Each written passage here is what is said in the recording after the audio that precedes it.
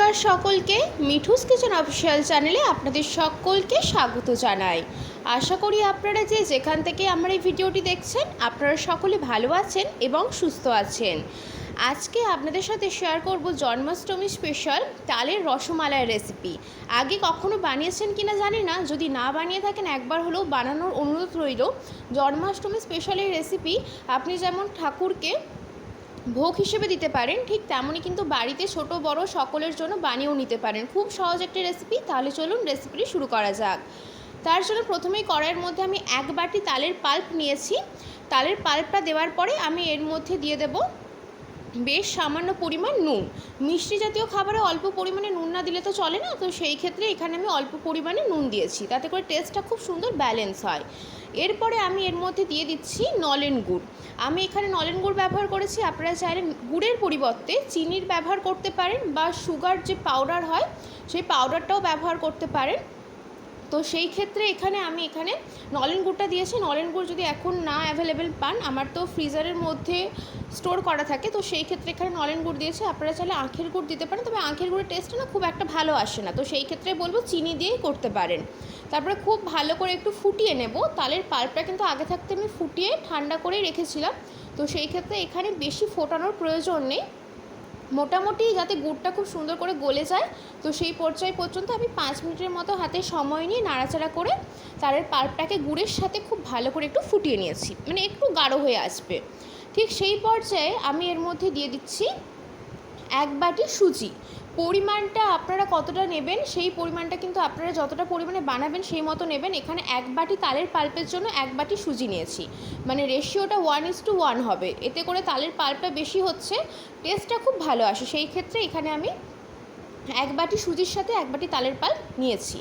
তারপরে খুব ভালো করে কিন্তু মেশাতে হবে, যেহেতু সুজি রয়েছে কোনোভাবেই যাতে দলাভাব বেঁধে না যায়, তো সেই ক্ষেত্রে খেয়াল রাখতে হবে। তার জন্য অনবরত কিন্তু এখানে মেশাতে হবে, যতক্ষণ না অবধি সুজিটা খুব ভালো মতো কড়াইয়ের গা ছেড়ে দিচ্ছে, ঠিক ততক্ষণ পর্যন্ত আমরা হাতে সময় নিয়ে সুজিটাকে তালের পাল্পের সাথে মিশিয়ে নেব।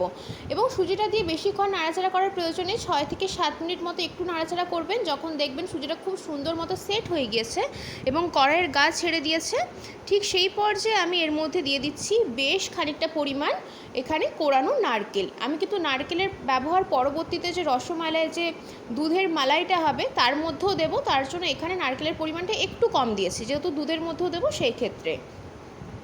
কোরানো নারকেলটা দেওয়ার পরে সুজিটাকে খুব ভালো করে এখানে মিশিয়ে নিতে হবে। যতক্ষণ আপনি নারকেলটা সুজির মধ্যে খুব ভালোভাবে মেশানো হচ্ছে ততক্ষণ পর্যন্ত মিশিয়ে নিতে হবে। সুজি দিয়ে তালের এই রসমালাই আপনারা আগে বানিয়েছেন কিনা জানি না, যদি না বানিয়ে থাকেন এর টেস্টে কী অপূর্ব, না বানালে বুঝতে পারবেন না। এটাকে একটু হালকা ঠান্ডা করে নিয়েছি, একদম ঠান্ডা করবেন না, হাতে একটু গরম ভাব লাগবে সেই পর্যায়ে কিন্তু এটাকে মাখতে হবে। মাখানোর আগে আমি এখানে বেশ খানিকটা পরিমাণে গাওয়া ঘি দিয়ে দিয়েছি। তারপরে খুব ভালো করে আমরা যেভাবে ডো মেখে থাকি পিঠে বা যে কোনো রুটি পরোটা বানানোর জন্য ময়দা বা আটার ডো মেখে থাকি, তো সেই মতো কিন্তু ডোটাকে আমরা এখানে রেডি করে নেব। অতি অবশ্যই করে এটা মাথায় রাখবেন, ডোটা যখন গরম থাকবে ঠিক সেই পর্যায়ে মাখতে হবে, একদম ঠান্ডা করে মাখবেন না। কতটা সফট করে মসৃণ করে মেখে নিয়েছে আপনারা হয়তো দেখে বুঝতে পারছেন, খুব ভালো করে মেখে নিতে হবে। তারপরে আমরা ছোটো ছোটো গোলাপ জামের মতো বা বলতে পারেন রসমালাই যেভাবে হয় যে কোনো শেপ দিতে পারেন, আমি একদম ছোটো ছোটো শেপ দিয়েছি গোলাকারভাবে, সেই মতো বানিয়ে নিয়েছি প্রত্যেকটা। তারপরে কড়াইয়ের মধ্যে আমি আগে থাকতে 2 লিটার দুধকে ঘন করে ফুটিয়ে জাল দিয়ে 1 লিটার দুধে করে নিয়েছিলাম। সেটা তো দুধের টেক্সচার দেখে আপনারা বুঝতে পারছেন একদম মালাই সর জমে গিয়েছে। তো এইটাকে আমি এখানে কড়াইয়ের মধ্যে দিয়ে দিলাম, যাতে ভিডিওটা বেশি বড় না হয়ে যায়, তো সেই ক্ষেত্রে দুধটাকে আগে থাকতে আমি ঘন করে ফুটিয়ে জাল দিয়ে রেখেছিলাম। তারপরে এখানে দুধটা দেওয়ার পরে আবারও কিছুক্ষণ একটু নাড়াচাড়া করব এবং ফুটতে সময় দিতে হবে দুধটাকে, যাতে খুব ভালো করে একটু ফুট চলে আসে। তারপরেই কিন্তু এখানে যখন দেখবেন একটু ফুটে গিয়েছে, মানে বেশিক্ষণ না, 5 থেকে 6 মিনিট মতো সময় নিয়ে একটু ফুটিয়ে নেব। যখন দেখবেন দুধটা ভালো মতো ফুটে গিয়েছে, তো ঠিক সেই পর্যায়ে দুধের ঘনত্বটা দেখুন কতটা ঘন রয়েছে। আমি কিন্তু এখানে একদম খাঁটি গরুর দুধ দিয়ে বানাচ্ছি। যে কোনো কিছুই খাঁটি গরুর দুধ দিয়ে বানালে টেস্টটা খুব ভালো আসে যদি মিষ্টি জাতীয় কোনো রেসিপি হয়।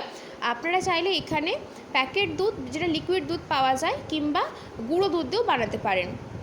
দুধটা কিন্তু ফুটে ফুটে অনেকটা পরিমাণে কমে গিয়েছে। ঠিক এই পর্যায়ে এর মধ্যে আমি দিয়ে দিচ্ছি যে আমরা রসমালাইগুলো বানিয়ে রেখেছিলাম তাল এবং সুজি দিয়ে, সেই রসমালাইগুলো কিন্তু এক এক করে দিয়ে দেবো। অতি অবশ্যই করে গ্যাসের ফ্লেমটা এই পর্যায়ে লোতে করে দেবেন, কারণ হচ্ছে যেহেতু রসমালাইগুলো দিচ্ছি এটাকে দেওয়ার পর একটু আরও ফোটাতে হবে যাতে করে ভেতরে রসটা ঢোকে, দুধের যে মালাইটা ফ্লেভারটা ভীষণ ভালো আসে। তো সেই ক্ষেত্রে এখানে রসমালাইগুলো আমি প্রত্যেকটা কিন্তু এখানে দিয়ে দিচ্ছি। রসমালাইগুলো যখন আমাদের দেওয়া কমপ্লিট হয়ে যাবে তো সেই পর্যায়ে এখানে হালকা হাতে, বেশি জোরে নাড়াচাড়া করার প্রয়োজন নেই, যেহেতু সুজি রয়েছে সেই ক্ষেত্রে নরম অনেকটা, তো সেই জন্য হালকা হাতে বেশ খানিকক্ষণ একটু নাড়াচাড়া করে একটু ফুটিয়ে নিতে হবে। তারপরে আমি এর মধ্যে দিয়ে দেবো, আগে থেকেই বলেছিলাম যেহেতু আমি দুধের মালাইয়ের মধ্যে বেশ খানিকটা পরিমাণ নারকেল দেবো, সেই জন্য কিন্তু আমি ডোটা বানানোর সময় অল্প পরিমাণে নারকেল কোড়াটা দিয়েছিলাম। তাই হালকা হাতে যখন একটু নাড়াচাড়া করে নিয়েছি এবং একটু ফুটতে সময় দিতে হবে, মানে 5 মিনিটের মতো একটু ফুটিয়ে নিয়েছি। যখন একটু ফুটে আসবে এটা, তখন খুব ভালো করে আমি এখানে আরও একবার মিশিয়ে নিচ্ছি। এরকম করলে কিন্তু এগুলো খুব সফট হয়, তার জন্য কিন্তু দুধের মধ্যে একটু ফুটিয়ে নেওয়া। খুব ভালো করে মিশিয়ে নেবার পরে এর মধ্যে বেশ খানিকটা পরিমাণ কোরানো নারকেল আমি দিয়ে দিয়েছি। কোরানো নারকেলটা দেওয়ার পরে খুব ভালো করে মিশিয়ে নিতে হবে যাতে করে সুন্দর মতন কোরানো নারকেলটা দুধের সাথে ভালো মতো মিশে যায়। তারপরে আমি এর মধ্যে দিয়ে দেবো, যখন ভালো করে মেশানো হয়ে যাবে তার মধ্যে দিয়ে দিচ্ছি সামান্য পরিমাণ এলাচের গুঁড়ো। এলাচের গুঁড়োটা দেওয়ার ফলে ফ্লেভারটা ভীষণ ভালো আসে, যেহেতু মিষ্টি জাতীয় খাবার এলাচের গুঁড়ো তো দিতেই হবে, ম্যান্ডেটারি, নাহলে কিন্তু টেস্টটা খুব একটা ভালো আসবে না। খানিকক্ষণ ফুটিয়ে নিয়েছি আমি নারকেল কোড়ানোটা দেওয়ার পরে। নারকেল কোড়ানোটা দেওয়ার পর 5 মিনিটের মতো ফুটিয়ে নেওয়ার পরেই কিন্তু আমি এখানে দিয়ে দিচ্ছি বেশ সামান্য পরিমাণ এলাচের গুঁড়ো। এলাচের গুঁড়োটা দেওয়ার পরেও আমি ভালো করে একটু নাড়াচাড়া করে নিচ্ছি হালকা হাতে, যাতে এলাচের গুঁড়োটা খুব ভালো করে মেশানো হয়ে যায়।